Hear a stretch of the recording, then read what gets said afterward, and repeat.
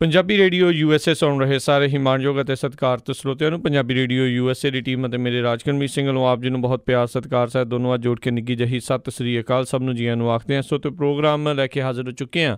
Programme ਖਬਰ 'ਤੇ ਨਜ਼ਰ ਅਤੇ ਮੇਰੇ ਨਾਲ ਅੱਜ ਦੇ ਇਸ ਪ੍ਰੋਗਰਾਮ ਖਬਰ 'ਤੇ ਨਜ਼ਰ ਦੇ ਵਿੱਚ ਜੁੜ ਚੁੱਕੇ ਨੇ ਮਿੰਟੂ ਗੁਰੂਸਰੀਆ ਜੀ ਮਲੋਟ ਸਟੂਡੀਓਜ਼ ਤੋਂ। ਮਿੰਟੂ ਜੀ ਨਿੱਘੀ ਜੀ ਆਇਆਂ ਨੂੰ ਪਿਆਰ ਭਰੀ ਸਤਿ ਸ੍ਰੀ ਅਕਾਲ ਜੀ। ਸ਼ੁਕਰੀਆ ਜੀ, ਸਾਰਿਆਂ ਨੂੰ ਸਤਿ ਸ਼੍ਰੀ ਅਕਾਲ। ਸਾਡੇ ਅੱਜ ਦੇ ਪ੍ਰੋਗਰਾਮ ਦੇ ਸਪਾਂਸਰ ਨੇ ਖਾਲਸਾ ਇੰਸ਼ੋਰੈਂਸ ਏਜੰਸੀ ਵਾਲੇ, ਜਿਨ੍ਹਾਂ ਦੇ ਕੋਲੋਂ ਤੁਸੀਂ ਹਰ ਇੱਕ ਤਰੀਕੇ ਦੇ ਇੰਸ਼ੋਰੈਂਸ ਕਰਵਾ ਸਕਦੇ ਹੋ। ਇੰਸ਼ੋਰੈਂਸ ਬਾਰੇ ਪਤਾ ਕਰਨ ਲਈ ਕਾਲ ਕਰੋ ਨੰਬਰ 408 272 2500। ਇਸ ਦੇ ਨਾਲ ਕ੍ਰਿਸ਼ਨ ਧਨੋਤਾ ਜੀ ਯੂਬਾ ਸਿਟੀ ਤੋਂ, ਅਮਰਜੀਤ ਸਿੰਘ ਦਸਾਂਝ ਯੂਬਾ ਸਿਟੀ ਤੋਂ, ਗੁਰਵਿੰਦਰ ਸਿੰਘ ਅਵਤਾਰ ਸਿੰਘ ਚਾਂਦੀ ਆਰਨੋ ਐਕਸਪ੍ਰੈਸ ਵਾਲੇ ਕੋਚੈਲਾ ਤੋਂ, ਜੱਸੀ ਗਿੱਲ ਪਲੰਬਿੰਗ ਵਾਲੇ, ਲਾਲੀ ਸਿੱਧੂ ਜੀ, ਪ੍ਰੀਤਮ ਸਿੰਘ, ਤਲਵਿੰਦਰ ਸਿੰਘ ਗਿੱਲ ਬੇਕਰਸਫੀਲਡ ਤੋਂ, ਗੁਰਪਾਲ ਸੋਹਲ ਜੀ ਕਲੋਵਿਸ ਤੋਂ, ਸੁਖਦੇਵ ਸਿੰਘ ਜਟਾਣਾ ਯੂਬਾ ਸਿਟੀ ਤੋਂ। ਇਹਨਾਂ ਸਾਰਿਆਂ ਦਾ ਬਹੁਤ ਬਹੁਤ ਧੰਨਵਾਦ। ਜੇਕਰ ਤੁਸੀਂ ਜਾਂ ਕੋਈ ਹੋਰ ਕਾਰੋਬਾਰ ਇਸ ਪ੍ਰੋਗਰਾਮ ਨੂੰ ਸਪਾਂਸਰ ਕਰਨਾ ਚਾਹੁੰਦੇ ਹੋ, ਸੰਪਰਕ ਕਰੋ ਨੰਬਰ 408 722 7698 ਦੇ ਉੱਤੇ। ਅਤੇ ਮਿੰਟੂ ਗੁਰੂਸਰੀਆ ਜੀ, ਗੱਲਬਾਤ ਦਾ ਸਿਲਸਿਲਾ ਸ਼ੁਰੂ ਕਰਦੇ ਹਾਂ। ਜਿਵੇਂ ਆਪਾਂ ਜਾਣਦੇ ਹਾਂ ਵੀ ਕੱਲ੍ਹ ਪਰਸੋਂ ਦਾ ਹੀ ਜਿਹੜਾ ਕਾਫੀ ਰੌਲਾ ਰੱਪਾ ਜਿਹੜਾ ਚੱਲ ਰਿਹਾ, ਖਾਸ ਕਰਕੇ ਕੱਲ੍ਹ ਦਾ, ਜਦੋਂ ਤੋਂ ਸਿਰਸੇ ਵਾਲੇ ਨੂੰ ਜਿਹੜੇ ਬਲਾਤਕਾਰੀ ਬਾਬੇ ਨੂੰ ਜਿਹੜਾ ਦੋਸ਼ੀ ਕਰਾਰ ਦੇ ਦਿੱਤਾ ਗਿਆ ਆ। ਸੋ ਜ਼ਰੂਰ ਜਿਹੜੀਆਂ ਤੁਸੀਂ ਦੱਸੋ ਉਸ ਦੇ ਬਾਬਤ ਹੋਰ ਕਿਹੜੀਆਂ ਅਪਡੇਟਸ ਆ, ਕਿਉਂਕਿ ਜਿਹੜੀਆਂ 3 ਦਰਜਨ ਤੋਂ ਵੱਧ ਜਿਹੜੀ ਆ ਮੌਤਾਂ ਦੀ ਜਿਹੜੀ ਖਬਰ ਆ ਉਹ ਆ ਰਹੀ ਆ, ਅਤੇ ਨਾਲ ਹੀ ਹਰਿਆਣੇ ਦੇ ਵਿੱਚ ਖਰੂਦੀਆਂ ਨੂੰ ਦੇਖਦਿਆਂ ਹੀ ਗੋਲੀ ਮਾਰਨ ਦੇ ਵੀ ਆਦੇਸ਼ ਦੇ ਦਿੱਤੇ ਗਏ ਨੇ। ਸਭ ਤੋਂ ਪਹਿਲੀ ਅਪਡੇਟ ਤੇ ਇਹ ਆ ਕਿ ਇਸ ਗੁਰਮੀਤ ਇਨਸਾਨ ਨੂੰ ਰਾਤੀ ਦੱਸਦੇ ਆ ਕਿ ਨੀਂਦ ਨਹੀਂ ਆਈ। ਹਾਲੇ ਪਹਿਲੀ ਰਾਤ ਸੀ ਜੀ, ਸਾਰੀ ਰਾਤ ਹੀ ਪਾਸੇ ਜੇ ਮਾਰਦਾ ਰਿਹਾ, ਕਦੀ ਉੱਧਰ ਕਦੀ ਉੱਧਰ। ਉੱਥੇ ਤੇ ਕੋਈ ਸਤਸੰਗ ਸੁਣਨ ਵਾਲਾ ਵੀ ਨਹੀਂ ਸੀ ਲਾਗੇ। ਹੋ ਸਕਦਾ ਮੱਛਰਾਂ ਨੂੰ ਖਟਮਲਾਂ ਨੂੰ ਸਤਸੰਗ ਕਰ ਦਿੱਤੀ ਹੋਵੇ। ਚਾਹ ਵੀ 2 ਵਾਰੀ ਮੰਗੀ ਹੈ, ਪਰ 1 ਵਾਰੀ ਤੇ ਦੇ ਦਿੱਤੀ ਹੈ ਪੁਲਿਸ ਵਾਲਿਆਂ, ਕਿਉਂਕਿ ਰਾਤ ਨੂੰ ਵੀ ਮੰਗ ਬੈਠਾ। ਉਹਨੂੰ ਇਹ ਸੀ ਸ਼ਾਇਦ ਕਿ ਮੈਂ ਆਪਣੇ ਡੇਰੇ 'ਚ ਹੀ ਹਾਂ, ਪਰ ਉਹ ਤਾਂ ਡੇਰਾ ਦੂਸਰਾ। ਉਹ ਕਹਿੰਦੇ ਕਿ ਰਾਤ ਨੂੰ ਇੱਥੇ ਚਾਹ ਨਹੀਂ ਮਿਲਦੀ, ਸਵੇਰੇ ਕੈਦੀਆਂ ਨੂੰ 5 ਵਜੇ ਚਾਹ ਦਿੰਦੇ, ਉਦੋਂ ਨਾਲ ਮਿਲ ਜਾਏਗੀ ਜੀ। ਫਿਰ ਰੋਟੀ ਵੀ ਦਿੱਤੀ, 2 ਰੋਟੀਆਂ, ਦਾਲ ਦੀ ਕੌਲੀ ਤੇ ਉੱਤੇ ਅੰਬ ਦੇ ਚਾਰ ਦੀ ਫਾੜੀ ਸੀ ਇੱਕ। ਆਂਦੇ ਆਧੀ ਕੁ ਖਾਧੀ ਆ, ਬਾਕੀ ਗੁਰਮੀਤ ਇਨਸਾਨ ਨੇ ਰੋਟੀ ਛੱਡ ਦਿੱਤੀ। ਕਾਫੀ ਬੇਚੈਨ ਨਜ਼ਰ ਆਇਆ। ਤੇ ਜੇ ਉਹ ਬੇਚੈਨ ਸੀ, ਪੰਜਾਬ ਤੇ ਹਰਿਆਣਾ ਵੀ ਚੈਨ ਦੇ ਨਾਲ ਨਹੀਂ ਸੁੱਤਾ ਜੀ।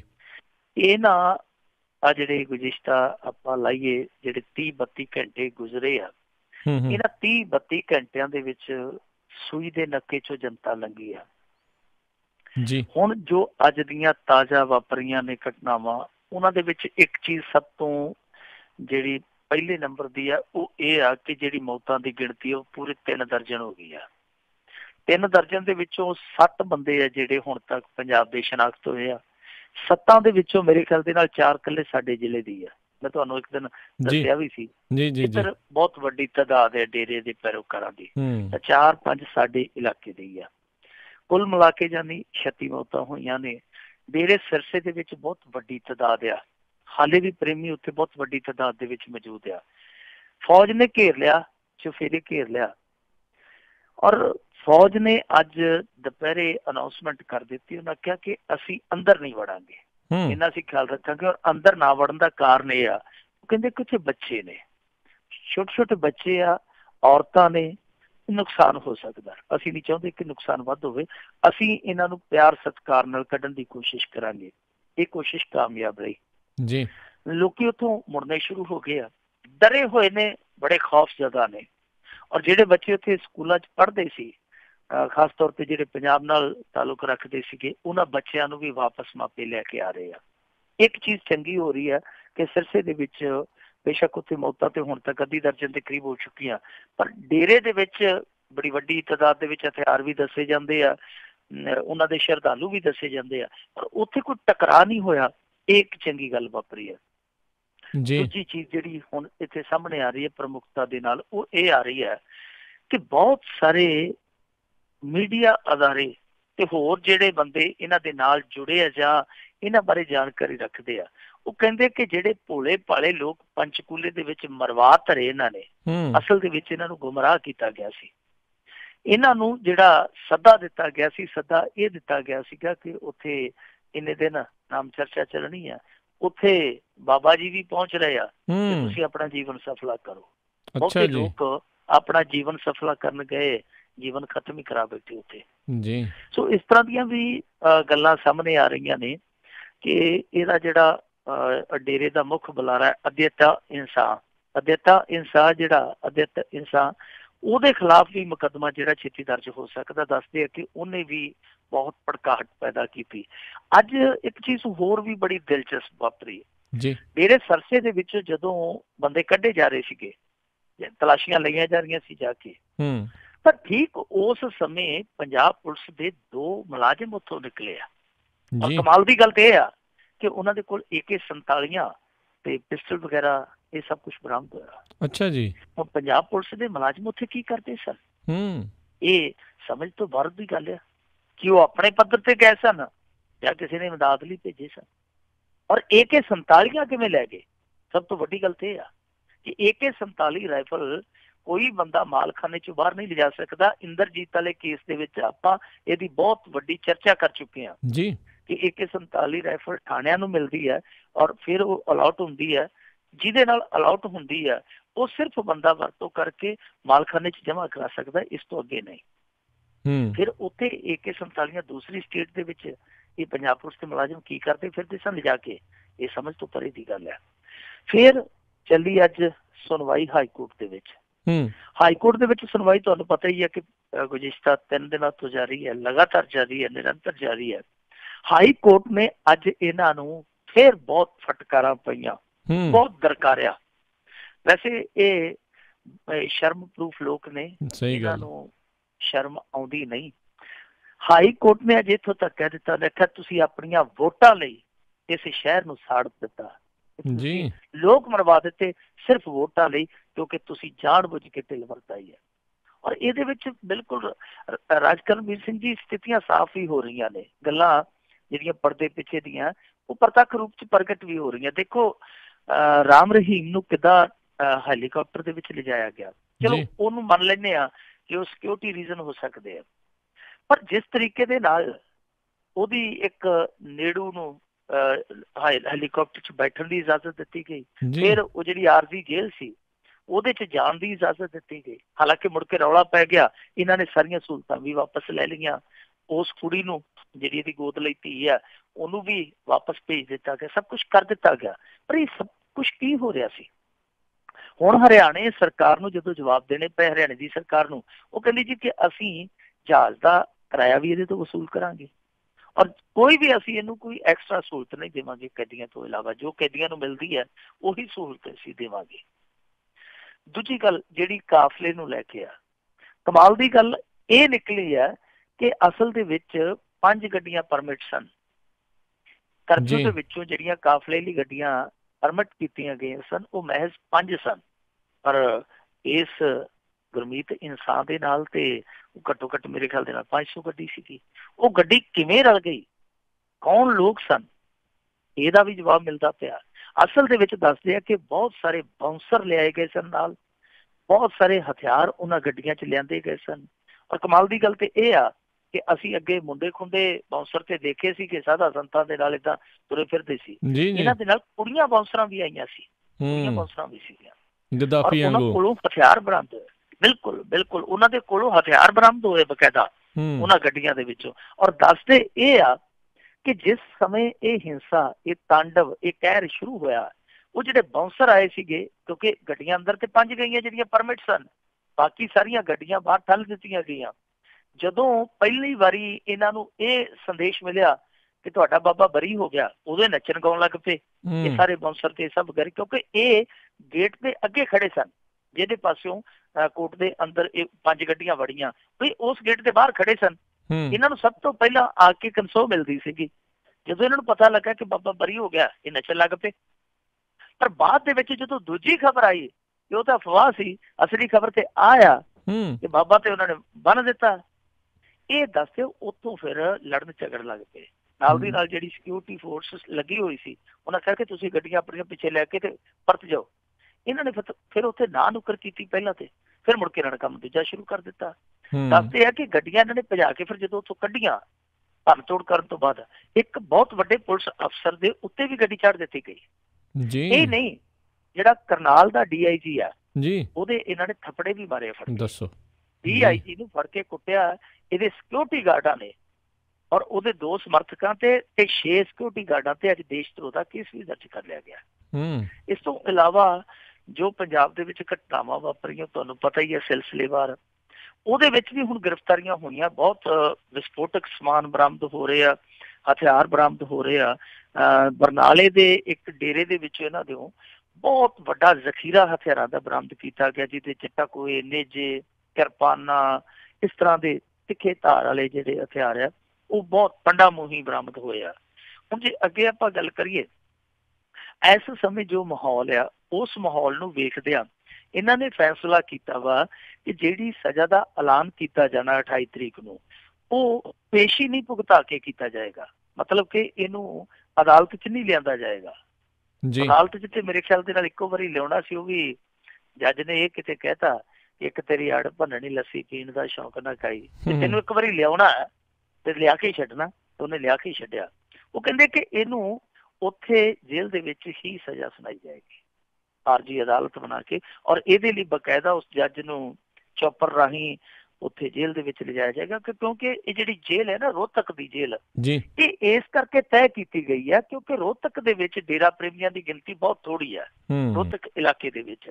ਔਰ ਰੋਹਤਕ ਤੋਂ ਅੱਗੇ ਇਹ ਜਿੱਦਾਂ ਆਪਾਂ ਲਾ ਲਈਏ ਨਾ ਕਿਸੇ ਸ਼ਹਿਰ ਤੋਂ 15-20 ਕਿਲੋਮੀਟਰ ਹਟਵੀਂ ਜੇਲ੍ਹ ਆ। ਬਹੁਤ ਖੇਤਾਂ ਜਾਂ ਸ਼ਹਿਰ ਦੇ ਖੇਤਾਂ ਜਾਂ ਉਜਾੜ ਜੇ ਚ ਇਹ ਜੇਲ੍ਹ ਆ। ਇਸ ਕਰਕੇ ਸਿਕਿਉਰਿਟੀ ਪਰਪਸ ਨੂੰ ਦੇਖਦਿਆਂ ਉੱਥੇ ਇਹਨੂੰ ਬੰਦ ਕੀਤਾ ਗਿਆ। ਹੁਣ ਜਿਹੜਾ ਜੱਜ ਆ CBI ਕੋਰਟ ਦਾ, ਉਹ ਉੱਥੇ ਜਾਏਗਾ ਜਹਾਜ਼ ਦੇ ਰਾਹੀਂ, ਔਰ ਉੱਥੇ ਜਾ ਕੇ ਸਜ਼ਾ ਦਾ ਐਲਾਨ ਕਰ ਦੇਗਾ ਕਿ ਇੰਨੀ ਸਜ਼ਾ ਜਿਹੜੀ ਸਜ਼ਾ ਉਹ ਤੈਨੂੰ ਭੁਗਤਣੀ ਪੈਣੀ ਆ। ਔਰ ਇੱਧਰ ਸਾਡੇ ਕੈਪਟਨ ਅਮਰਿੰਦਰ ਸਿੰਘ ਨੇ ਅੱਜ ਫੇਰ ਸਾਫ਼ ਕੀਤਾ, ਉਹਨੇ ਕਿਹਾ ਕਿ ਸਾਡੇ everything is under control, ਅਸੀਂ ਸਭ ਕੁਛ ਨਿਯੰਤਰਣ ਦੇ ਵਿੱਚ ਰੱਖਿਆ, ਕੰਟਰੋਲ ਦੇ ਵਿੱਚ ਰੱਖਿਆ। ਸਾਡੇ ਇਲਾਕੇ 'ਚ ਸਥਿਤੀ ਹੈ ਜਿਹੜੀ ਆਮ ਵਰਗੀ ਆ। ਪਰ ਹਰਿਆਣੇ ਵਾਲੇ ਦੋਸ਼ ਲਾਉਂਦੇ ਆ ਕਿ ਇਹ ਜਿਹੜੀ ਪੰਚਕੂਲਾ ਦੇ ਵਿੱਚ ਭੀੜ ਜਮ੍ਹਾਂ ਹੋਈ, ਇਸ ਭੀੜ ਦੇ ਜਮ੍ਹਾਂ ਹੋਣ ਦੀ ਸਭ ਤੋਂ ਵੱਡੀ ਵਜ੍ਹਾ ਇਹ ਸੀ ਕਿ ਪੰਜਾਬ ਵਾਲੇ ਭੀੜ ਨੂੰ ਕੰਟਰੋਲ ਹੀ ਨਹੀਂ ਕਰ ਸਕੇ। ਹੁਣ ਇਹ ਕਮਾਲ ਦੀ ਗੱਲ ਆ ਕਿ ਉਹ ਪੰਜਾਬ ਵਾਲਿਆਂ ਤੇ ਸੁੱਟਦੇ ਪਏ ਆ, ਤੇ ਆਪ ਹੀ ਕੱਲ ਕਹਿੰਦੇ ਪਏ ਸੀਗੇ ਕਿ ਜੀ ਭੀੜ ਨੂੰ ਕੰਟਰੋਲ ਕਰਨਾ ਹੀ ਔਖਾ, ਸਾਡੇ ਲਈ ਨਾਮੁਮਕਿਨ ਸਾਬਤ ਹੋ ਰਿਹਾ। ਅਦਾਲਤ ਦੇ ਵਿੱਚ ਕਹਿੰਦੇ ਕਿ ਭੀੜ ਨੂੰ ਕੰਟਰੋਲ ਕਰਨਾ ਸਾਡੇ ਲਈ ਨਾਮੁਮਕਿਨ ਆ। ਹੁਣ 4 ਚੁਫੇਰੇ ਜਦੋਂ ਕੋਈ ਗੱਲ ਨਹੀਂ ਗਈ ਤੇ ਹੁਣ ਕਹਿੰਦੇ ਆ ਜੀ ਕਿ ਇਹ ਤੇ ਸਾਰਾ ਕੁਛ ਪੰਜਾਬ ਦੀ ਵਜ੍ਹਾ ਨਾਲ ਹੋਇਆ। ਸੋ ਹੁਣ ਪੰਜਾਬ ਤੇ ਸੁੱਟਦੇ ਪਏ ਆ। ਦੂਜੀ ਚੀਜ਼ ਜਿਹੜੀ ਇਸ ਸਮੇਂ ਸਭ ਤੋਂ ਜ਼ਿਆਦਾ ਚਰਚਾ ਦਾ ਵਿਸ਼ਾ ਬਣੀ ਹੋਈ ਹੈ ਕਿ ਮਨੋਹਰ ਲਾਲ ਖੱਟਰ ਦਾ ਤੱਪੜ ਰੁਲੇਗਾ ਕਿ ਨਹੀਂ। ਉਹਦੇ ਬਾਰੇ ਸਵੇਰੇ ਅੱਜ ਇਹ ਚਰਚੇ ਅਸੀਂ ਸੁਣਦੇ ਪਏ ਸਾਂ ਕਿ ਸ਼ਾਇਦ ਖੱਟਰ ਦਾ ਤੱਪੜ ਅੱਜ ਵਲੇਟਿਆ ਜਾਊਗਾ, ਪਰ ਬਾਅਦ ਦੇ ਵਿੱਚ ਰਾਜਨਾਥ ਸਿੰਘ ਦੇ ਨਾਲ ਇਹਨਾਂ ਦੇ ਅਨਿਲ ਜਿਹੜੇ ਭਾਰਤੀ ਜਨਤਾ ਪਾਰਟੀ ਦੇ ਇੱਥੋਂ ਦੇ ਸੂਬਾਈ ਪ੍ਰਧਾਨ ਆ ਔਰ ਇੱਕ ਮੰਤਰੀ, ਇਹ ਦੋਵੇਂ ਉੱਥੇ ਗਏ। ਉਹਨਾਂ ਦੇ ਨਾਲ ਜਿਹੜੀ ਮੀਟਿੰਗ ਹੋਈ ਉਸ ਤੋਂ ਬਾਅਦ ਉਹਨਾਂ ਨੇ ਇਹ ਕਹਿ ਦਿੱਤਾ ਕਿ ਮਨੋਹਰ ਲਾਲ ਖੱਟਰ ਦਾ ਅਸਤੀਫਾ ਨਹੀਂ ਹੋਏਗਾ। ਪਰ ਮੈਨੂੰ ਇਹ ਜਾਪਿਆ ਕਿ ਜਿਹੜੇ 2 ਗਏ ਸਨ, ਇੱਕ ਤੇ ਇਹਨਾਂ ਦੇ ਜਿਹੜੇ ਸੂਬਾਈ ਪ੍ਰਧਾਨ ਆ ਅਨਿਲ ਜੀ ਔਰ ਦੂਸਰੇ ਜਿਹੜੇ ਮੰਤਰੀ, ਕਿ ਇਹਨਾਂ ਦੋਨਾਂ ਨੂੰ ਇਹਦੇ ਉੱਤੇ ਬਿਠਾ ਦਿੱਤਾ ਗਿਆ ਜੀ, ਕੰਮ ਇਹੀ ਕਰਨਗੇ। ਪਰ ਜੇ ਅਸਤੀਫਾ ਲੈਂਦੇ ਫਿਰ ਭਾਰਤੀ ਜਨਤਾ ਪਾਰਟੀ ਦੀ ਸਾਖ ਥੋੜੀ ਕਿਤੇ ਨਾ ਕਿਤੇ ਜਿਹੜੀ ਉਹ ਢਿੱਲੀ ਪੈਂਦੀ, ਕਮਜ਼ੋਰ ਪੈਂਦੀ ਹੈ। ਇਸ ਕਰਕੇ ਇਹਨਾਂ ਦੋਵਾਂ ਨੂੰ ਹੁਣ ਮੁੰਡੇ ਦੇ ਰੂਪ ਦੇ ਵਿੱਚ ਮੇਰੇ ਖਿਆਲ ਦੇ ਨਾਲ ਇਹਦੇ ਸਿਰ ਤੇ ਬਿਠਾ ਦਿੱਤਾ ਗਿਆ। ਉੱਦਾਂ ਸਾਡੇ ਪੰਜਾਬ ਦੇ ਵਿੱਚ ਜੇ ਅੱਜ ਲਾਈਏ ਤੇ ਕੋਈ ਅਣਸੁਖਾਵੀ ਘਟਨਾ ਨਹੀਂ ਵਾਪਰੀ, ਸਿਰਫ ਇੱਕ ਹੀ ਘਟਨਾ ਵਾਪਰੀ ਹੈ। ਉਹ ਵਾਪਰੀ ਹੈ ਫਿਰੋਜ਼ਪੁਰ ਦੇ ਵਿੱਚ, ਜਿੱਥੇ ਲੱਗੇ ਕਰਫਿਊ ਦੇ ਵਿੱਚ ਇੱਕ ਨੌਜਵਾਨ ਦਾ ਕਤਲ ਹੋ ਗਿਆ। ਉਹ ਕਤਲ ਕਿਹੜੀ ਵਜ੍ਹਾ ਕਰਕੇ ਹੋਇਆ, ਕਿਸ ਰੰਜਿਸ਼ ਕਰਕੇ ਹੋਇਆ, ਉਹ ਹਾਲੇ ਤੱਕ ਸਾਫ਼ ਨਹੀਂ ਹੋਇਆ। ਕਿਉਂਕਿ ਇਸ ਟਾਈਮ ਦੌਰ ਬੜਾ ਸੈਂਸਿਟਿਵ ਆ। ਅਸੀਂ ਉਹੋ ਜਿਹੀ ਕੋਈ ਗੱਲ ਨਾ ਹੀ ਕਰੀਏ ਜਿੰਨਾ ਚਿਰ ਕੋਈ ਪੁਸ਼ਟੀ ਨਹੀਂ ਹੁੰਦੀ ਕਿਸੇ ਪਾਸਿਓਂ, ਪਰ ਨੌਜਵਾਨ ਦਾ ਕਤਲ ਜ਼ਰੂਰ ਹੋਇਆ। ਉੱਦਾਂ ਕੁਛ ਸ਼ਹਿਰਾਂ ਦੇ ਵਿੱਚ ਅੱਜ ਕਰਫਿਊ 'ਚ ਢਿੱਲ ਮਿਲੀ ਹੈ। ਜ਼ਿੰਦਗੀ ਮੈਨੂੰ ਲੱਗਦਾ ਕਿ 1-2 ਦਿਨ ਤੱਕ ਪਰੜੀ ਤੇ ਚੜ੍ਹ ਜਾਊਗੀ। ਇੱਥੇ ਪ੍ਰੇਮੀਆਂ ਦਾ ਜਿਹੜਾ ਉਬਾਲਾ ਸੀ ਪੰਜਾਬ ਦੇ ਵਿੱਚ ਉਹ ਸ਼ਾਂਤ ਹੋ ਗਿਆ। ਲੋਕ ਇਹ ਸੋਚਣ ਲੱਗ ਪਏ ਆ ਕਿ ਇਹ ਤਾਂ ਗੱਲ ਜਿਹੜੀ ਚੰਗੀ ਨਹੀਂ ਹੈ ਕਿ ਹੁਣ ਅਸੀਂ ਆਪੋ ਵਿੱਚ ਇਸ ਤਰ੍ਹਾਂ ਮਰ ਮਿਟੀਏ। ਪਰ ਇੱਕ ਚੀਜ਼ ਜਿਹੜੀ ਦੇਖਣ ਵਾਲੀ ਹੈ ਉਹ ਇਹ ਦੇਖਣ ਵਾਲੀ ਹੈ ਕਿ ਸਾਡੇ ਲੋਕਾਂ ਨੂੰ ਇਹ ਸਮਝ ਆਏਗੀ ਜਾਂ ਨਹੀਂ ਆਏਗੀ। ਕਿ ਜਿਵੇਂ ਆਂਦੇ ਹੁੰਦੇ ਨਾ, ਪੰਜਾਬੀ ਦਾ ਇੱਕ ਮੁਹਾਵਰਾ ਹੈ ਕਿ ਜੇ ਮਨ ਹੋਵੇ ਚੰਗਾ ਤੇਰੇ ਘਰ ਵਿੱਚ ਗੰਗਾ, ਕਿ ਇੱਦਾਂ ਲੋਕਾਂ ਦੇ ਪਿੱਛੇ ਲੱਗ ਕੇ, ਨਾ ਅਹਿਲ ਬੰਦਿਆਂ ਦੇ ਪਿੱਛੇ ਲੱਗ ਕੇ, ਪਖੰਡੀਆਂ ਦੇ ਪਿੱਛੇ ਲੱਗ ਕੇ ਉਹ ਮੌਤ ਦੇ ਖੂਹ 'ਚ ਜਾ ਡਿੱਗ ਪੈਂਦੇ ਆ, ਕਿ ਉਹ ਇਸ ਘਟਨਾ ਤੋਂ ਸਬਕ ਲੈ ਕੇ ਆਪਣੇ ਅੰਦਰ ਜਿਹੜੀ ਉਹਨਾਂ ਦੇ ਮਨ ਦੇ ਵਿੱਚ ਗੰਗਾ, ਜਿਹੜੀ ਘਰ ਦੇ ਵਿੱਚ ਗੰਗਾ, ਕਿ ਉਹ ਉੱਥੋਂ ਮੋਤੀ ਫਰੋਲਣਗੇ ਜਾਂ ਇਸ ਤਰ੍ਹਾਂ ਰੂੜੀਆਂ ਦੇ ਉੱਤੇ ਜਾ ਕੇ ਹੱਥ ਮਾਰਦੇ ਰਹਿਣਗੇ ਅੱਗੇ ਆਉਣ ਵਾਲੇ ਸਮੇਂ 'ਚ ਵੀ। ਜੀ ਜੀ ਜੀ। ਅਤੇ ਮਿੰਟੂ ਗੁਰੂਸਰੇ ਜੀ, ਆਪਾਂ ਅਗਲੀਆਂ ਕੁਛ ਹੋਰ ਖਬਰਾਂ ਦੇ ਉੱਤੇ ਵੀ ਜੇ ਆਪਾਂ ਥੋੜ੍ਹੀ ਨਜ਼ਰ ਜੇ ਮਾਰੀਏ, ਵਿਕੀਲੀਕਸ ਨੇ ਦਾਅਵਾ ਕੀਤਾ ਆ ਵੀ ਅਮਰੀਕੀ ਇੱਕ ਏਜੰਸੀ ਨੇ ਆਧਾਰ ਕਾਰਡ ਦਾ ਡਾਟਾ ਜਿਹੜਾ ਚੋਰੀ ਕੀਤਾ। ਦੇਖੋ, ਇਹੀ ਪੰਗਾ ਸੀ ਆਧਾਰ ਕਾਰਡ ਦਾ। ਆਹੀ ਕਾਨੂੰਨੀ ਲੜਾਈ ਜਿਹੜੀ ਲੜੀ ਜਾ ਰਹੀ ਸੀਗੀ ਨਿਜਤਾ ਨੂੰ ਲੈ ਕੇ, ਜੀ ਜੀ, ਕਿ ਕੀ ਇਹ ਮੌਲਿਕ ਅਧਿਕਾਰ ਹੈ ਕਿ ਜੀ ਨਹੀਂ। ਇਹੀ ਇੱਕ ਲੜਾਈ ਸੀਗੀ। ਔਰ ਉਸ ਦਿਨ ਵੀ ਆਪਾਂ ਇਹਦੀ ਗੱਲਬਾਤ ਕਰਦੇ ਸਾਂ ਤਾਂ ਇਹੋ ਹੀ ਮੈਂ ਕਿਹਾ ਸੀਗਾ ਕਿ ਅਸਲ ਦੇ ਵਿੱਚ ਲੜਾਈ, ਕਾਨੂੰਨੀ ਲੜਾਈ ਜਿਹੜੀ ਲੜੀ ਗਈ ਹੈ ਕਿ ਪ੍ਰਾਈਵੇਸੀ ਕੀ ਕਿਸੇ ਦਾ ਫੰਡਾਮੈਂਟਲ ਰਾਈਟ ਹੈ ਜਾਂ ਇਹਦੇ ਤੇ ਕੇਂਦਰ ਦਾ ਹੱਕ ਹੈ, ਸਰਕਾਰ ਦਾ ਹੱਕ ਆ, ਤਾਂ ਇਹ ਇੱਥੋਂ ਹੀ ਲੜਾਈ ਸ਼ੁਰੂ ਹੋਈ ਸੀ। ਕਿਉਂਕਿ ਕੁਛ ਲੋਕ ਇਹਦਾ ਵਿਰੋਧ ਕਰਦੇ ਆ ਆਧਾਰ ਕਾਰਡ ਦਾ। ਉਹ ਕਹਿੰਦੇ ਆ ਜੀ ਕਿ ਜਾਂ ਤੇ ਸਾਨੂੰ ਸਿਕਿਉਰਿਟੀ ਪੂਰੀ ਹੈ ਜਿਹੜੀ ਉਹ ਦਿਓ, ਸਰਕਾਰ ਸਿਕਿਉਰਿਟੀ ਦੇਵੇ, ਸਰਕਾਰ ਗਰੰਟੀ ਦੇਵੇ ਕਿ ਸਾਡਾ ਡਾਟਾ, ਸਾਡੀ ਜਾਣਕਾਰੀ ਹੈ ਜਿਹੜੀ ਉਹ ਫੁੱਲ ਪ੍ਰੂਫ ਹੋਏਗੀ। ਜੀ ਜੀ, ਉਹ ਤੁਹਾਡਾ ਜਿਹੜਾ ਪ੍ਰਬੰਧ ਆ ਉਹਦੇ 'ਚ ਕਿਸੇ ਤਰ੍ਹਾਂ ਦੀ ਸਨਮਾਰੀ ਨਹੀਂ ਹੋਏਗੀ। ਨਹੀਂ ਤਾਂ ਫਿਰ ਸਾਡੇ ਤੇ ਛੱਡ ਦਿਓ ਕਿ ਕੀ ਅਸੀਂ ਬਾਇਓਮੈਟ੍ਰਿਕ ਡਾਟਾ ਜਿਹੜਾ ਤੁਹਾਨੂੰ ਦੇਣਾ ਜਾਂ ਨਹੀਂ ਦੇਣਾ। ਇਹ ਇਸੇ ਗੱਲ ਨੂੰ ਹੀ ਲੈ ਕੇ ਲੜਾਈ ਸ਼ੁਰੂ ਹੋਈ ਸੀ। ਵਿਕੀਲੀਕਸ ਨੇ ਦਾਅਵਾ ਕੀਤਾ, ਉਹਨਾਂ ਆਖਿਆ ਕਿ ਅਮਰੀਕਾ ਦੀ ਜਿਹੜੀ ਏਜੰਸੀ ਹੈ CIA, ਤੁਸੀਂ ਬਿਹਤਰ ਜਾਣਦੇ ਹੋ ਕਿ ਉਹਨੇ ਇੱਕ ਜਿਹੜੀ ਕੰਪਨੀ ਹੈ, ਸ਼ਾਇਦ ਉਹਦਾ ਨਾਂ ਕ੍ਰਾਸ ਮੈਚ ਹੈ, ਉਹ ਕਹਿੰਦੇ ਕਿ ਉਹ ਜਿਹੜੀ ਉਹ ਇੰਸਟਰੂਮੈਂਟ ਦਿੰਦੀ ਹੈ ਕੁਛ ਜਿਹੜੀਆਂ ਜਸੂਸੀ ਟਾਈਪ ਦੀਆਂ ਏਜੰਸੀਆਂ ਹੁੰਦੀਆਂ, ਤਾਂ ਉਹ ਜਿਹੜੀ ਕੰਪਨੀ ਸੀਗੀ ਟ੍ਰਾਈਮੈਚ, ਉਹਨੇ ਕੀ ਕੀਤਾ ਸੀਗਾ ਕਿ ਇਹ ਜਿਹੜੀ ਸਾਡੀ ਇੱਥੋਂ ਦੀ UIDAI ਯਾਨੀ unique identification authority of India, ਇਹਨਾਂ ਨੂੰ ਉਹਨਾਂ ਨੇ ਆਪਣੇ ਸੰਦ ਸਮਾਨੇ ਮੁਹੱਈਆ ਕਰਵਾਏ ਸੀਗੇ। ਉਸ ਕੰਪਨੀ ਨੇ ਬਾਅਦ ਦੇ ਵਿੱਚ, ਕਿਉਂਕਿ ਡਾਟਾ ਜਿਹੜਾ ਸੀਗਾ ਉਹਨਾਂ ਦੇ ਸਾਰੇ ਟੈਕਨੋਲੋਜੀ ਦੇ ਨਾਲ ਇਕੱਠਾ ਕੀਤਾ ਗਿਆ ਸੀਗਾ, ਬਾਅਦ ਦੇ ਵਿੱਚ ਜਿਹੜੀ ਉਹਨਾਂ ਦੇ ਕੋਲ ਜਾਣਕਾਰੀ ਸੀਗੀ ਉਹ ਫਿਰ CIA ਤੱਕ ਪਹੁੰਚੀ ਹੈ। ਇਹਦੇ ਲਈ ਹੁਣ ਵਿਕੀਲੀਕਸ ਨੇ 1-2 ਆਰਟੀਕਲ ਜਿਹੜੇ ਆ ਉਹ ਆਪਣੇ ਟਵਿੱਟਰ ਅਕਾਊਂਟ ਤੇ ਪਬਲਿਸ਼ ਕੀਤੇ, ਕੋਈ ਵੀ ਜਾ ਕੇ ਉੱਥੇ ਪੜ੍ਹ ਸਕਦਾ ਜੀ। ਔਰ ਇੱਥੋਂ ਦੇ ਜਿਹੜੇ ਅਫੀਸ਼ੀਅਲਸ ਆ, ਇੱਕ ਵਾਰੀ ਤੇ ਉਹਨਾਂ ਦੇ ਮੁੜਕੇ ਤੇ ਉਹ ਕਹਿ ਸਕਦੇ ਮੱਥੇ ਤੇ ਮੁੜਕੇ ਤੇ ਇੱਕ ਵਾਰੀ ਤੇ ਵਹਿਣ ਵਗ ਪਏ ਆ, ਪਰ ਉਹ ਇਨਕਾਰ ਕਰਦੇ ਜੀ ਨਹੀਂ ਏਦਾਂ ਨਹੀਂ। ਪਰ ਵਿਕੀਲੀਕਸ ਤੁਹਾਨੂੰ ਪਤਾ ਕਿ ਉਹਦੀ ਇੱਕ ਭਰੋਸੇਯੋਗਤਾ, ਉਹ ਕੱਚੇ ਹੱਥ ਨਹੀਂ ਪਾਉਂਦਾ। ਸੋ ਉਹਨਾਂ ਨੇ ਉੱਥੇ ਤੱਥ ਵੀ ਕੁਛ ਹੈ ਜਿਹੜੇ ਉਹ ਸ਼ਾਇਆ ਕਰ ਦਿੱਤੇ ਆ। ਉਹ ਕਹਿੰਦੇ ਕਿ ਆਉਣ ਵਾਲੇ ਦਿਨਾਂ 'ਚ ਤੁਹਾਨੂੰ ਹੋਰ ਵੀ ਅਸੀਂ ਇਹਦੇ ਬਾਬਤ ਜਾਣਕਾਰੀਆਂ ਦੇਵਾਂਗੇ। ਸੋ ਹੁਣ ਇੱਕ ਚਰਚਾ ਦਾ ਵਿਸ਼ਾ, ਇਹਦੇ ਤੇ ਹੁਣ ਜਾਂਚ ਪੜਤਾਲ ਹੋਣੀ ਚਾਹੀਦੀ ਹੈ ਕਿ ਵਿਕੀਲੀਕਸ ਦਾ ਇਹ ਦਾਅਵਾ ਕੀ ਇੰਨ ਪਿੰਨ ਸਹੀ ਹੈ। ਜੇ ਸਹੀ ਆ ਤੇ ਫਿਰ ਉਹ ਲੋਕ ਵੀ ਸਹੀ ਆ ਜਿਨ੍ਹਾਂ ਲੋਕਾਂ ਨੇ ਇਸ ਗੱਲ ਤੇ ਸਵਾਲ ਖੜਾ ਕੀਤਾ ਸੀਗਾ ਕਿ ਕੀ ਭਾਰਤ ਦੇ ਕੋਲ ਇਸ ਤਰ੍ਹਾਂ ਦਾ ਪ੍ਰਬੰਧ ਹੈਗਾ ਕਿ ਲੱਖਾਂ ਕਰੋੜਾਂ ਲੋਕਾਂ ਦਾ ਡਾਟਾ ਜਿਹੜਾ ਉਹ ਲੀਕ ਨਹੀਂ ਹੋਏਗਾ।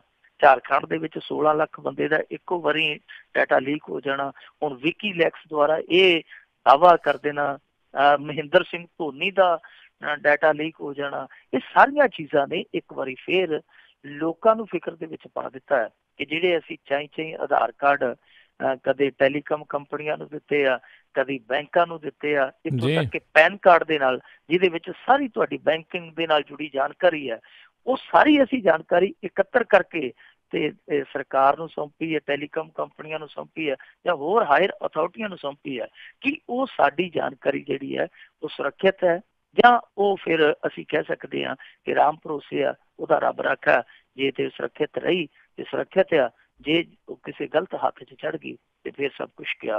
ਹੁਣ ਇਹਦੇ 'ਚ ਇਹ ਤੈਅ ਨਹੀਂ ਹੋ ਰਿਹਾ ਕਿ ਜੇਕਰ ਕਿਸੇ ਦਾ ਕੋਈ ਇਸ ਤਰ੍ਹਾਂ ਆਰਥਿਕ ਸਮਾਜਿਕ ਨੁਕਸਾਨ ਹੋ ਜਾਂਦਾ ਤੇ ਉਹਦੀ ਜ਼ਿੰਮੇਵਾਰੀ ਕਿਹਦੀ ਹੋਏਗੀ। ਹਾਲੇ ਤੱਕ ਇਹ ਸਭ ਕੁਝ ਸਪਸ਼ਟ ਰੂਪ 'ਚ ਤੈਅ ਨਹੀਂ ਹੋ ਪਾ ਰਿਹਾ।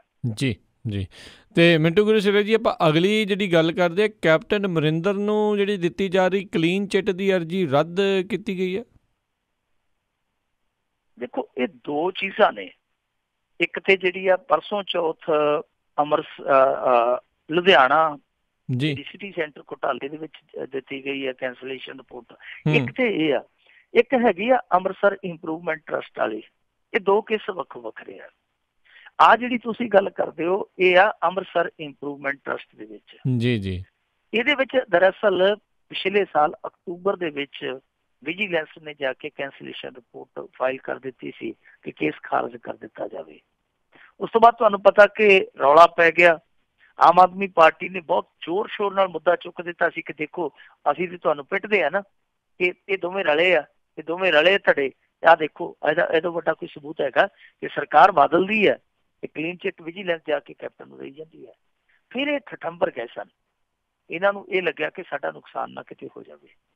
ਉਸ ਤੋਂ ਬਾਅਦ ਵਿਜੀਲੈਂਸ ਵੀ ਚੁੱਪ ਜੀ ਕਰ ਗਈ। ਫਿਰ ਹੁਣ ਜਾ ਕੇ ਇਸ ਮਸਲੇ ਤੇ ਅਦਾਲਤ ਨੇ ਨਿਬੇੜਾ ਕੀਤਾ। ਉਹਨਾਂ ਕਿਹਾ ਕਿ ਤੁਹਾਡੀ ਇਹ ਕੈਂਸਲੇਸ਼ਨ ਰਿਪੋਰਟ ਹੈ ਜਿਹੜੀ ਉਹ ਅਪਰਵਾਨ ਕੀਤੀ ਜਾਂਦੀ ਹੈ, ਅਸਵੀਕਾਰ ਕੀਤੀ ਜਾਂਦੀ ਹੈ, ਕਿਉਂਕਿ ਤੁਸੀਂ ਇਸ ਮਾਮਲੇ ਦੇ ਵਿੱਚ ਇਹ ਸਪਸ਼ਟ ਨਹੀਂ ਕਰ ਸਕੇ ਕਿ ਕੇਸ ਕਿਉਂ ਖਾਰਜ ਕੀਤਾ ਜਾਵੇ। ਜੀ ਤੁਸੀਂ ਇਹ ਕੰਮ ਕਰੋ, ਔਰ ਇਹ ਕੰਮ ਜ਼ਰੂਰੀ ਵੀ ਹੈ, ਤੁਸੀਂ ਜਾਂਚ ਪੜਤਾਲ ਦੁਬਾਰਾ ਕਰ ਲਓ। ਪਰ ਤੁਹਾਡਾ ਜਿਹੜਾ ਇਹ ਤਰਕ ਹੈ ਕਿ ਕੇਸ ਨੂੰ ਕੈਂਸਲ ਕਰ ਦਿੱਤਾ ਜਾਵੇ, ਇਹ ਤਰਕ ਅਦਾਲਤੀ ਕਸੌਟੀ ਤੇ ਖਰਾ ਨਹੀਂ ਉਤਰਦਾ। ਸੋ ਹੁਣ ਇਹਦਾ ਮਤਲਬ ਹੈ ਕਿ ਉੱਥੋਂ ਕੈਪਟਨ ਅਮਰਿੰਦਰ ਸਿੰਘ ਨੂੰ ਜਵਾਬ ਹੋ ਗਿਆ। ਉਸ ਕਲੀਨ ਚਿੱਟ ਦਾ ਇਹਨਾਂ ਨੂੰ ਮਿਲਣਾ ਇੱਕ ਵਾਰੀ ਬਿਲਕੁਲ ਅਸੀਂ ਕਹਿ ਸਕਦੇ ਹਾਂ ਕਿ ਨਾ ਮਾਤਰ ਗੁੰਜਾਇਸ਼ ਆ, ਉੱਥੋਂ ਮਿਲਣ ਦੀ ਕੋਈ ਸੰਭਾਵਨਾ ਨਹੀਂ। ਹੁਣ ਰਹਿ ਗਈ ਲੁਧਿਆਣੇ ਵਾਲੀ। ਲੁਧਿਆਣੇ ਦੇ ਵਿੱਚ ਸ਼ਾਇਦ ਮਿਲ ਸਕਦੀ ਹੈ। ਇਹਦੇ ਵਿੱਚ ਇਹ ਆ ਕਿ ਇਸ ਕੇਸ ਦਾ ਤੇ ਅੰਮ੍ਰਿਤਸਰ ਵਾਲੇ ਕੇਸ ਦਾ ਥੋੜਾ ਫਰਕ ਆ। ਦੂਜੀ ਗੱਲ ਇਹ ਆ ਕਿ ਇਹਦੇ ਵਿੱਚ ਵੀ ਇੱਕ ਪੰਗਾ ਇਹ ਆ ਕਿਉਂਕਿ ਈਡੀ ਨੇ ਕੇਸ ਕੀਤਾ ਹੋਇਆ ਅਦਾਲਤ ਦੇ ਵਿੱਚ ਕਿ ਵਿਜੀਲੈਂਸ ਸਾਨੂੰ ਡਾਕੂਮੈਂਟਸ ਮੁਹੱਈਆ ਨਹੀਂ ਕਰਵਾਉਂਦੇ। ਹੁਣ ਜੇ ਉਸ ਅਦਾਲਤ ਦੇ ਕੇਸ ਦਾ ਆਪਾਂ ਦੇਖੀਏ ਪੰਗਾ ਕਿ ਉਸ ਅਦਾਲਤੀ ਕੇਸ ਦੇ ਨਿਬੇੜੇ ਤੋਂ ਪਹਿਲਾਂ ਜੱਜ ਸ਼ਾਇਦ ਇਹਨਾਂ ਦੀ ਕੈਂਸਲੇਸ਼ਨ ਰਿਪੋਰਟ ਇੱਥੇ ਵੀ ਸਵੀਕਾਰ ਨਹੀਂ ਕਰੇਗਾ ਜੀ। ਸੋ ਸੰਭਾਵਨਾ ਇਹੋ ਹੀ ਆ ਕਿ ਕੈਪਟਨ ਆਪਣੇ ਰਾਜ ਦੇ ਵਿੱਚ ਵੀ ਐਡੀ ਸੌਖ ਦੇ ਨਾਲ ਕਲੀਨ ਚਿੱਟ ਨਹੀਂ ਲਿਜਾ ਸਕੇਗਾ। ਜਿਸ ਤਰ੍ਹਾਂ ਦੇ ਹਾਲਾਤ ਬਣਦੇ ਪਏ ਆ ਉਦਾਂ ਸਭ ਕੁਝ ਇੱਥੇ ਸੰਭਵ ਹੁੰਦਾ ਹੈ। ਪਰ ਦਿਲਚਸਪ ਗੱਲ ਇਹ ਆ ਕਿ ਜਿਹੜੀ ਵਿਜੀਲੈਂਸ ਨੇ ਹੇਕਾਂ ਠੋਕ ਕੇ ਔਰ ਬੜੀ ਜ਼ੋਰਦਾਰ ਆਵਾਜ਼ ਦੇ ਨਾਲ ਇਹ ਦਾਅਵੇ ਕੀਤੇ ਸਨ ਕਿ ਅਸੀਂ ਆਹ ਸਕੈਮ ਉਜਾਗਰ ਕਰ ਦਿੱਤਾ, ਆਹ ਸਕੈਮ ਉਜਾਗਰ ਕਰ ਦਿੱਤਾ, ਉਹੀ ਵਿਜੀਲੈਂਸ ਅਦਾਲਤ ਦੇ ਵਿੱਚ ਜਾ ਕੇ ਬੇਸ਼ਰਮ ਹੋ ਕੇ ਕਹਿ ਰਹੀ ਹੈ ਕਿ ਇਹਨਾਂ ਬੰਦਿਆਂ ਦੇ ਖਿਲਾਫ ਜਿਨ੍ਹਾਂ ਨੂੰ ਆਪ ਹੀ ਦੋਸ਼ੀ ਕਿਹਾ, ਆਪ ਹੀ ਚਾਰਜ ਸ਼ੀਟ ਕੀਤਾ, ਹੁਣ ਆਪ ਹੀ ਬੇਸ਼ਰਮੀ ਨਾਲ ਕਹਿ ਰਹੀ ਹੈ ਜੀ ਇਹਨਾਂ ਦਾ ਤਾਂ ਕੋਈ ਦੋਸ਼ ਹੀ ਨਹੀਂ, ਇਹਨਾਂ ਨੂੰ ਦੋਸ਼ ਮੁਕਤ ਕਰ ਦਿੱਤਾ ਜਾਵੇ।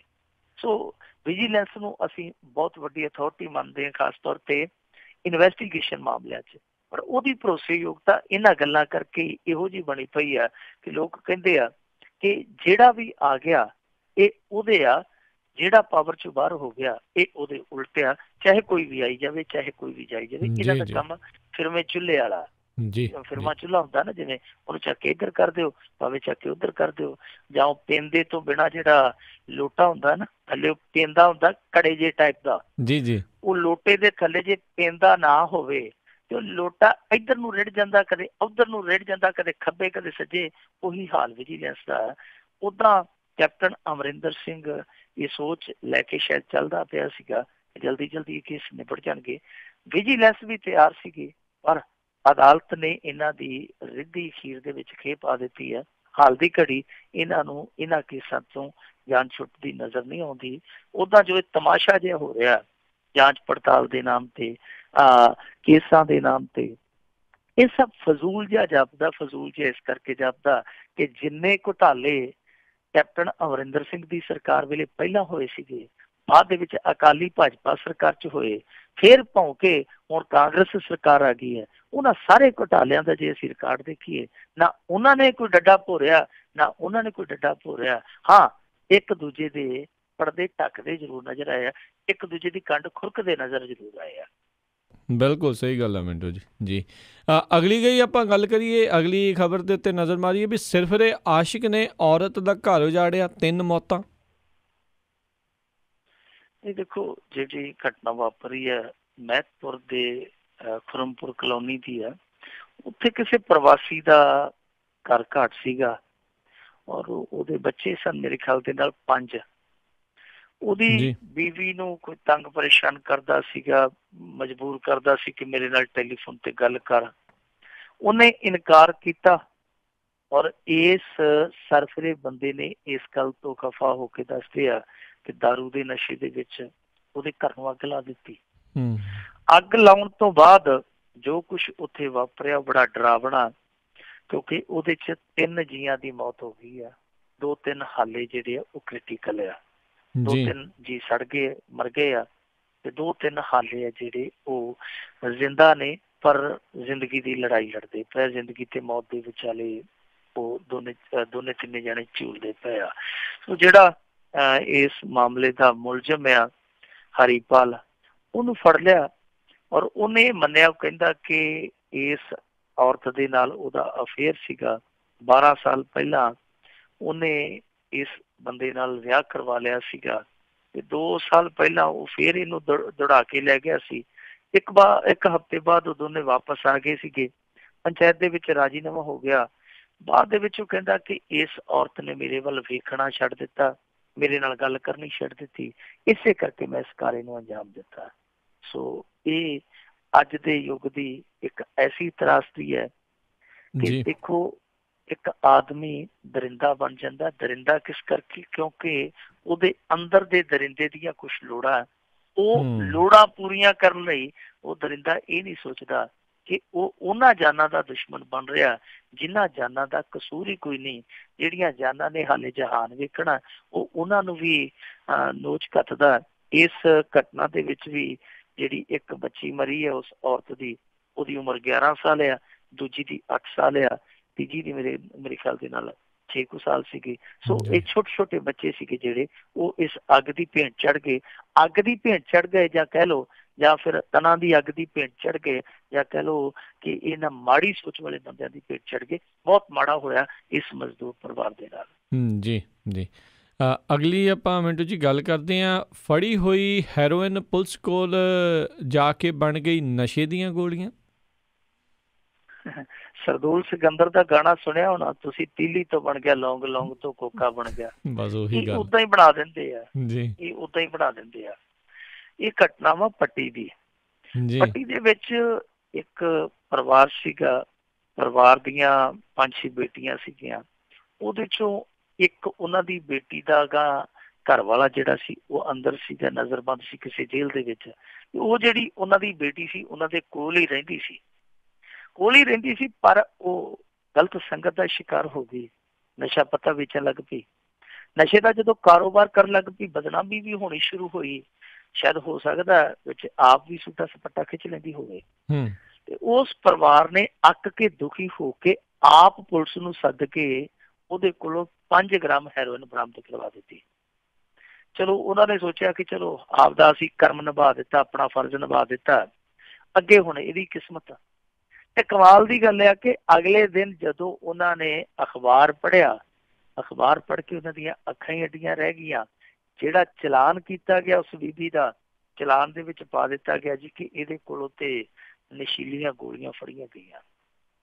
ਹੁਣ ਪੁਲਿਸ ਵਾਲਿਆਂ ਨੂੰ ਪੱਤਰਕਾਰਾਂ ਨੇ ਪੁੱਛਿਆ ਕਿ ਕਮਾਲ ਦੀ ਗੱਲ ਹੈ ਕਿ ਘਰ ਵਾਲੇ ਨੇ ਆਪ ਹੀ ਆਪਣੀ ਕੁੜੀ ਫੜਾਈ, ਆਪ ਹੀ ਉਹਦੇ ਕੋਲੋਂ 5 ਗ੍ਰਾਮ ਹੈਰੋਇਨ ਬਰਾਮਦ ਕਰਾਈ, ਤੇ ਤੁਸੀਂ ਬਰਾਮਦਗੀ ਵਿਖਾਈ ਜਾਂਦੇ ਹੋ ਗੋਲੀਆਂ ਦੀ, ਇਹ ਕਿੱਦਾਂ ਹੋ ਗਿਆ? ਉਹ ਕਹਿੰਦੇ ਜੀ ਕਿ ਦੇਖੋ ਅਸੀਂ ਫੜੀਆਂ ਗੋਲੀਆਂ, ਅਸੀਂ ਹੁਣ ਹੈਰੋਇਨ ਕਿਵੇਂ ਮੰਨ ਲਈਏ? ਪਰ ਇਹ ਵੀ ਇੱਕ ਗੱਲ ਸੋਚਣ ਵਾਲੀ ਹੈ, ਵਿਚਾਰਨ ਵਾਲੀ ਹੈ ਕਿ ਜਿਸ ਪਰਿਵਾਰ ਨੇ ਆਪਣੀ ਬੇਟੀ ਨੂੰ ਆਪਣੇ ਹੱਥੀਂ ਅਰੈਸਟ ਕਰਵਾਇਆ, ਉਹ ਝੂਠ ਕਿਉਂ ਬੋਲਣਗੇ? ਇਸ ਗੱਲ ਦਾ ਪੁਲਿਸ ਜਵਾਬ ਨਹੀਂ ਦਿੰਦੀ ਪਈ, ਔਰ ਮੇਰੇ ਖਿਆਲ ਦੇ ਨਾਲ ਨਾ ਹੀ ਇਹਨਾਂ ਦੇ ਕੋਲ ਇਸ ਗੱਲ ਦਾ ਜਵਾਬ ਆ। ਤੁਹਾਨੂੰ ਸ਼ਾਇਦ ਇੱਕ ਘਟਨਾ ਹੋਰ ਵੀ ਯਾਦ ਹੋਣੀ ਏਦਾਂ ਦੀ, ਆ ਜਿਹੜੀ 1.5-2 ਮਹੀਨੇ ਪਹਿਲਾਂ ਵਾਪਰੀ ਸੀ। ਇਸੇ ਤਰ੍ਹਾਂ ਇੱਕ ਮੁੰਡਾ ਜਿਹੜਾ ਉਹ ਸਿੱਧਵਾਂ ਬੇਟ ਦੇ ਲਾਗੇ ਕੁਛ ਲੋਕਾਂ ਨੇ ਫੜ ਲਿਆ, ਉਹਦੀ ਬਕਾਇਦਾ ਰਿਕਾਰਡਿੰਗ ਕੀਤੀ ਗਈ। ਰਿਕਾਰਡਿੰਗ ਕਰਕੇ ਉਹਦੀ ਜੇਬ ਦੇ ਵਿੱਚੋਂ ਪਾਊਡਰ ਕੱਢਿਆ ਗਿਆ, ਪਾਊਡਰ ਕੱਢ ਕੇ ਮੁੜ ਕੇ ਉਹਨੂੰ ਪੁਲਿਸ ਦੇ ਹਵਾਲੇ ਕੀਤਾ ਗਿਆ। ਸਭ ਕੁਛ ਕੈਮਰਿਆਂ ਦੇ ਸਾਹਮਣੇ ਹੋਇਆ। ਤੇ ਕਮਾਲ ਦੀ ਗੱਲ ਆ ਕਿ ਅਗਲੇ ਦਿਨ ਉਹਦੇ ਤੇ ਜਿਹੜਾ ਕੇਸ ਦਰਜ ਕੀਤਾ ਗਿਆ ਸੀ ਉਹ ਅਫੀਮ ਦਾ ਦਰਜ ਕਰ ਦਿੱਤਾ ਗਿਆ। ਅਫੀਮ ਵੀ ਇੰਨੀ ਕੁ ਜਿੰਨੀ ਕੁ ਬਟੂਏ ਦੇ ਨਾਲ ਆਮ ਹੀ ਪਹਿਲਾਂ ਲੱਗੀ ਹੁੰਦੀ ਸੀ ਅਮਲੀਆਂ ਸ਼ਮਲੀਆਂ ਦੀ, ਉਨੀ ਕੁ ਅਫੀਮ ਪਾ ਕੇ ਚਲਾਨ ਕਰ ਦਿੱਤਾ। ਹਾਰ ਕੇ ਜਦੋਂ ਲੋਕਾਂ ਨੂੰ ਪੁਲਿਸ ਨੇ ਨਿਆਂ ਨਾ ਦਿੱਤਾ ਤੇ ਉਹਨਾਂ ਨੇ ਬੈਂਸ ਬ੍ਰਦਰਜ਼ ਸੱਦ ਲਈ। ਉਹਨਾਂ ਨੇ ਜਦੋਂ ਜਾ ਕੇ ਇੱਥੇ ਥਾਣੇ 'ਚ ਗੱਲ ਕੀਤੀ, ਉਹ ਕਹਿੰਦੇ ਜੀ ਦੇਖੋ ਪਾਊਡਰ ਪੂਡਰ ਨਹੀਂ ਨਿਕਲਿਆ ਇਹਦੇ ਕੋਲ, ਇਹਦੇ ਕੋਲ ਤੇ ਇੰਨਾ ਕੁ ਸਮਾਨ ਸੀਗਾ। ਇੱਕ ਉਹ ਪਾਈਪ ਸੀਗੀ ਪੀਣ ਵਾਲੀ, ਸਮੈਕ ਪੀਣ ਵਾਲੀ, ਪੰਨੀ ਤੇ ਪਾਈਪ, ਇੱਕ ਆ ਥੋੜੀ ਜਿਹੀ ਫੀਮ ਸੀ। ਪਾਈਪ ਪੰਨੀ ਦਾ ਕੋਈ ਚਲਾਨ ਨਹੀਂ ਸੀ ਬਣਦਾ, ਅਸੀਂ ਫੀਮ ਪਾ ਕੇ ਤੇ ਆਪਣਾ ਘਰ ਪੂਰਾ ਕਰ ਦਿੱਤਾ। ਸੋ ਦੇਖੋ ਕਿ ਜਿਹੜੇ ਬੰਦੇ 100 ਬੰਦੇ ਨੇ ਸਾਹਮਣੇ ਕੈਮਰਿਆਂ ਦੇ ਉਸ ਮੁੰਡੇ ਤੋਂ ਪਾਊਡਰ ਫੜ ਕੇ ਪੁਲਿਸ ਨੂੰ ਬਰਾਮਦ ਕਰਵਾਇਆ, ਉਹ ਪੁਲਿਸ ਜਾ ਕੇ ਥਾਣੇ 'ਚ ਮੁੱਕਰ ਗਈ। ਫਿਰ ਬਾਅਦ ਦੇ ਵਿੱਚ ਬਹੁਤ ਰੌਲਾ ਪਿਆ। ਰੌਲਾ ਪੈਣ ਤੋਂ ਬਾਅਦ ਉਸ ਕੇਸ ਦਾ ਕੀ ਬਣਿਆ ਮੈਨੂੰ ਨਹੀਂ ਪਤਾ, ਪਰ ਬੈਂਸ ਬ੍ਰਦਰਜ਼ ਨੇ ਬਹੁਤ ਉਸ ਮਾਮਲੇ ਨੂੰ ਬਹੁਤ ਹਾਈਲਾਈਟ ਕੀਤਾ ਸੀਗਾ। ਇਸ ਤਰ੍ਹਾਂ ਦੇ ਅਨੇਕਾਂ ਮਾਮਲੇ ਆ। ਪੁਲਿਸ ਫੜਦੀ ਕੁਛ ਹੋ ਰਿਹਾ, ਜਾ ਕੇ ਉਹਨੂੰ ਬਣਾ ਕੁਛ ਹੋਰ ਦਿੰਦੀ ਆ। ਕਈ ਵਾਰੀ ਹੁੰਦਾ ਇਹ ਆ ਕਿ ਨਿਕਲਦਾ ਕੱਖ ਵੀ ਨਹੀਂ, ਜਾਂ ਨਿਕਲਦਾ ਕੀ ਹੈ ਕਿ ਬੀੜੀ ਤੰਬਾਕੂ ਨਿਕਲ ਆਉਂਦੀ ਹੈ, ਤੇ ਜਾ ਕੇ ਥਾਣੇ ਦੇ ਵਿੱਚ ਉਹੀ ਬੀੜੀ ਤੰਬਾਕੂ ਹੈ ਜਿਹੜਾ ਉਹ ਕਈ ਵਾਰੀ ਬਹੁਤ ਨਸ਼ੀਲਾ ਪਾਊਡਰ ਬਣ ਜਾਂਦਾ, ਕਈ ਵਾਰੀ ਉਹਦਾ ਹਥਿਆਰ ਕਾਪਾ, ਕਰਦ, ਕਿਰਪਾਨ ਇੱਦਾਂ ਦੀ ਵੀ ਬਣ ਜਾਂਦੀ ਹੈ। ਸੋ ਇਹ ਪੁਲਿਸ ਦਾ ਅਵੱਲਾ ਜਿਹਾ ਕੰਮ ਕਰਨ ਦਾ ਢੰਗ ਆ, ਸਾਡੀ ਸਮਝ ਤੋਂ ਬਾਹਰ ਆ। ਕਿ ਕਿਉਂ ਕਰਦੇ ਆ?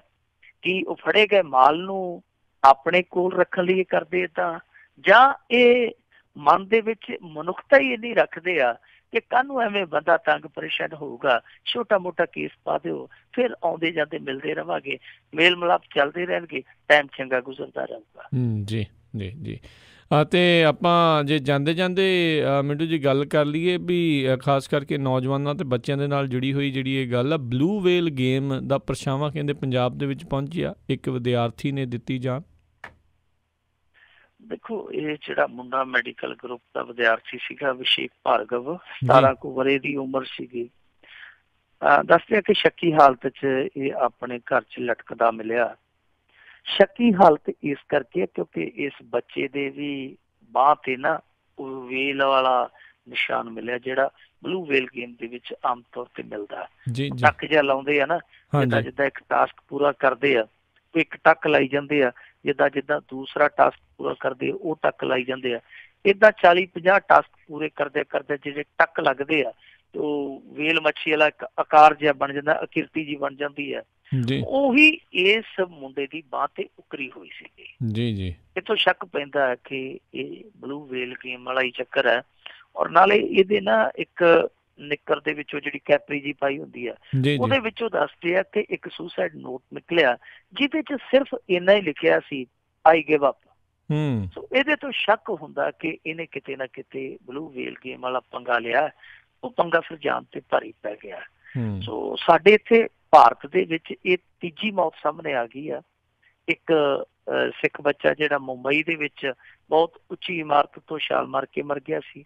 ਦੂਸਰਾ ਇੱਕ ਹੋਰ ਦੱਖਣੀ ਰਾਜ ਦੇ ਵਿੱਚ ਇਸੇ ਤਰ੍ਹਾਂ ਮਰ ਗਿਆ ਸੀ। ਤੀਸਰੀ ਮੌਤ ਇਹ ਹੋ ਗਈ ਆ।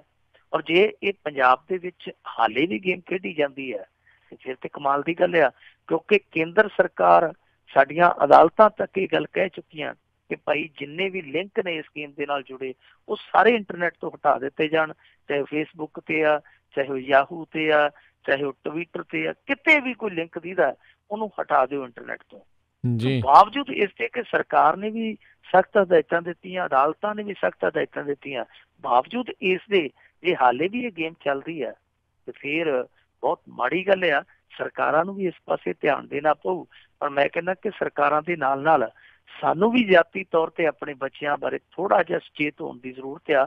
ਆਪੋ ਆਪਣੇ ਘਰ ਇਹ ਜ਼ਰੂਰ ਦੇਖੋ ਕਿ ਤੁਹਾਡਾ ਬੱਚਾ ਟੈਲੀਫੋਨ ਤੇ ਕਿਸ ਤਰ੍ਹਾਂ ਦੀਆਂ ਗੇਮਾਂ ਖੇਡਦਾ ਹੈ, ਔਰ ਇਹ ਜ਼ਰੂਰ ਨੋਟ ਕਰੋ ਕਿ ਕੋਈ ਉਹਦੇ ਚ ਬਦਲਾਅ ਤੇ ਨਜ਼ਰ ਨਹੀਂ ਆ ਰਿਹਾ। ਔਰ ਖਾਸ ਤੌਰ ਤੇ ਅੱਜ ਬਾਹਾਂ ਬੂਹਾਂ ਤੇ ਜਿੱਦਾਂ ਬੱਚੇ ਟੱਕ ਮਾਰੀ ਜਾਂਦੇ ਆ, ਇਹ ਚੀਜ਼ਾਂ ਜ਼ਰੂਰ ਚੈੱਕ ਕਰਦੇ ਰਹੋ, ਲਗਾਤਾਰ ਚੈੱਕ ਕਰਦੇ ਰਹੋ, ਕਿਉਂਕਿ ਕੋਈ ਪਤਾ ਨਹੀਂ ਮੌਤ ਬੋਝ ਕੇ ਜੇ ਤੁਹਾਡੀਆਂ ਦਲੀਜਾਂ ਲੰਘ ਕੇ ਤੁਹਾਡੇ ਬੈਡਰੂਮ ਤੱਕ ਪਹੁੰਚੀ ਹੋਵੇ। ਜੀ ਤੇ ਮਿੰਟੂ ਜੀ, ਇਕੱਲੇ ਪੰਜਾਬ ਦੇ ਵਿੱਚ ਨਹੀਂ, ਮੈਨੂੰ ਲੱਗਦਾ ਵਿਸ਼ਵ ਦੇ ਵਿੱਚ ਜਿੱਥੇ ਜਿੱਥੇ ਵੀ ਰਹਿੰਦੇ ਨੇ ਸਾਰੇ ਮਾਪਿਆਂ ਨੂੰ ਆਪਣੇ ਬੱਚਿਆਂ ਦੇ ਉੱਤੇ ਇਸ ਦਾ ਧਿਆਨ ਦੇਣ ਦੀ ਜ਼ਰੂਰਤ, ਸਾਰਿਆਂ ਨੂੰ ਸੁਚੇਤ ਹੋਣ ਦੀ ਜ਼ਰੂਰਤ, ਸਾਰਿਆਂ ਨੂੰ ਸੁਚੇਤ ਹੋਣ ਦੀ ਜ਼ਰੂਰਤ ਹੈ। ਅਪੀਲ ਕਰਾਂਗੇ ਕਿ ਸਾਰੇ ਆਪੋ ਆਪਣੇ ਬੱਚਿਆਂ ਦਾ ਖਿਆਲ ਰੱਖੋ। ਜੀ ਤੇ ਮਿੰਟੂ ਗੁਰਸਰ ਜੀ, ਬਹੁਤ ਬਹੁਤ ਤੁਹਾਡਾ ਜਿਹੜਾ ਜੀ ਆਪਾਂ ਧੰਨਵਾਦ ਕਰਦੇ ਹਾਂ। ਤੁਸੀਂ ਜਿਹੜਾ ਜੀ ਸਾਡੇ ਨਾਲ ਜੁੜੇ ਇਹਨਾਂ ਖਬਰਾਂ ਬਾਰੇ ਸਾਨੂੰ ਵਿਸਥਾਰ 'ਚ ਜਾਣਕਾਰੀ ਦਿੱਤੀਆਂ। ਅਗਲੀ ਵਾਰ ਤੱਕ ਲਈ ਬਹੁਤ ਬਹੁਤ ਧੰਨਵਾਦ, ਬੜੀ ਮਿਹਰਬਾਨੀ। ਸਤਿ ਸ੍ਰੀ ਅਕਾਲ।